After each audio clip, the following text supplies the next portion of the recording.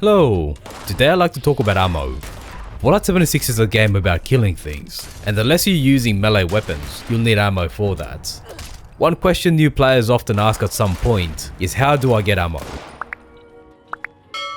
This is the obvious approach. NPC vendors are found throughout the map. Look in rail stations and faction headquarters like the Crater, the Foundation, and White Springs. You can, but you should not buy ammo from NPCs unless you're absolutely desperate or have more caps than sense. Instead, you should go looking in player camps. You'll know if they have vendors by mousing over them in the map, and you should see a category for ammo. That means they're selling some, and often they're pretty cheap, typically at 1 ammo per cap, which is the minimum price. But ammo in vendors takes up stash space, and players often just dump ammo they don't use. Look in rail stations. An unspoken agreement exists that the luggage bags and other containers in rail stations are the places to dump surplus ammo, and other giveaways like plans, and even legendaries you don't need. Another good place to look is after public events, particularly events with lots of enemies like Radiation Rumble, Eviction Notice, and Moonshine Jamboree. Basically the ones are highlighted in the video guides for events. Players get so much gear that dumping ammo is common, especially heavy ammo like mini nukes and missiles. Unfortunately, items will disappear from the world after some time, so scavenging is less reliable than shops. But it is free, so check the containers every time you go to a rail station. You might be pleasantly surprised by the goodies you can scavenge. Another good method is just to play. The game will regularly tend to give you ammo for the gun you're using. Enemies that shoot will tend to have the ammo for their weapon, but melee enemies will tend to drop ammo for your gun. So if you use a gun that's high damage and low fire rate, you'll often come out ahead in ammo as long as you're decently accurate. Shotguns and rifles are excellent for this, but generally any weapon that's not automatic will be pretty easy to keep loaded. Some enemy types tend to use particular weapons, so locations and events that spawn them are good to do if you're short on that ammo. Load bearing for shotgun shells and eviction notice for minigun ammo are two examples of events like that. In order to maximize how many bullets you get, it's a good idea to use damage buffing perks. The idea is to get as much damage per bullet as possible. This means you kill enemies with less bullets, which means you're more likely to end up with more bullets than you started with. But let's say you ran out, and scavenging isn't keeping up with your ammo demands. Another approach is to make it. As you explore, you'll find gunpowder. If you have a tinker's workbench, you can make ammo. If you haven't unlocked the plans for the bench, then the faction bases have all the workbenches, and fast travel to them is free. The Artisan's Corner in the White Springs Mall is recommended. For most regular ammo you need gunpowder and lead, but there are examples like shotgun shells that require plastic. Usually normal ammo doesn't require anything you can't find as part of normal looting and junking.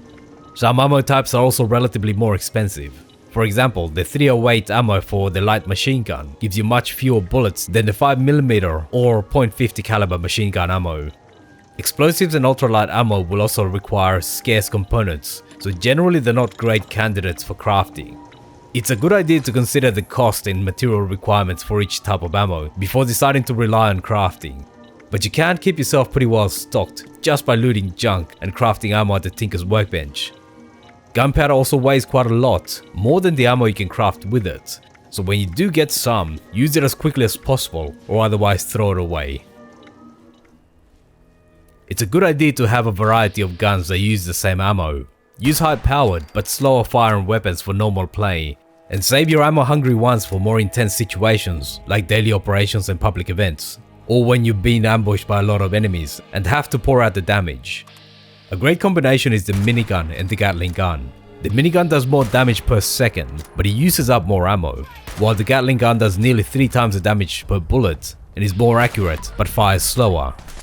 Using the Gatling like you would a combat sniper rifle will allow you to kill most enemies with only a few bullets. And to make up for the slow fire rate, you can also use the trick of holding down the fire button and continually clicking on the aim button. If you do it in first person, that will allow you to fire as quickly as you can click the aim button. Another good combination is the sniper rifle and light machine gun. Both use their 308 ammo.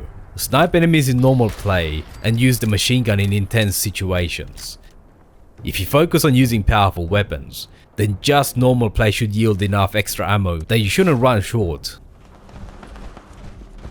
But let's say that you're still short. Then you need to actively farm for ammo. I've already mentioned that melee enemies will tend to provide ammo for the gun you use to kill them. During daily operations and expeditions to the pit, that applies to all enemies. Yes, every enemy will drop some ammo for the gun you're holding when they died. That includes if someone else killed them and you happen to be nearby. If you use a strategy of using a powerful gun, it's entirely possible for every enemy to provide you with more ammo than you used to kill them. To give you an example, I recently changed my Gauss shotgun to use ultrasight ammo. I bought several dozen ultrasight Gauss ammo from my player's vendor for 1 cap each to get me started. Basically no more than 100 caps.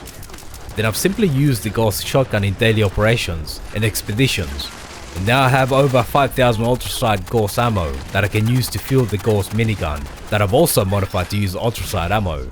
You can slightly improve on what I did by simply taking an empty gun into a daily op and waiting for a teammate to kill an enemy to get your first ammo. By using perks to upgrade shotgun damage, each daily operation gave me more than 500 extra ammo, and if you focus on repeatedly doing these, then you'll easily have several thousand in no time.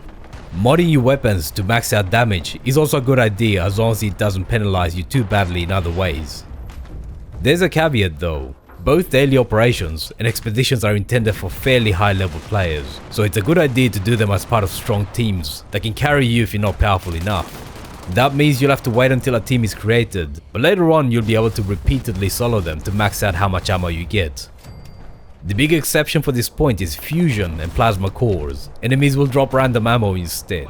I haven't tested it, but I believe the same applies to explosives like mini nukes and missiles, though the game might provide 40mm grenades. Basically, Fallout 76 is a game that provides many ways to get ammo just by playing it. You should never have to buy any. You can craft, scavenge, or even actively farm for as much ammo as you'll ever need. Simply put, you should never ever run out of bullets once you know what you're doing.